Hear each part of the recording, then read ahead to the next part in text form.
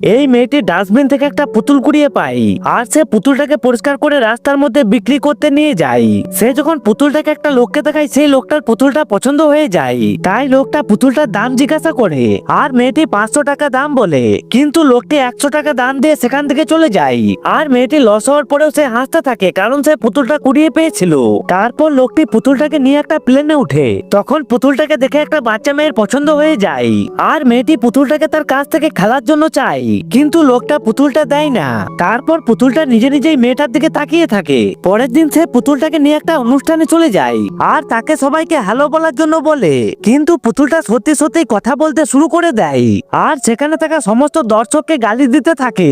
এইটা দেখার পর তাকে অনুষ্ঠান থেকে বের করে দেওয়া হয়, এমনকি লোকটাকে অনুষ্ঠানের টাকাও দেওয়া হয় না। তারপর লোকটি মনে করে এই পুতুলটা তার জন্য অভিশাপ আর সে পুতুলটাকে জানালা দিয়ে বাইরে ছুঁড়ে ফেলে দেয়। কিন্তু পরের দিন সকালে সে দেখে যে পুতুলটা আবার তার বিছানায় চলে এসেছে। তারপরে কি ঘটে সেটা দেখার জন্য কমেন্টে পার্ট 2 লিখে দিন।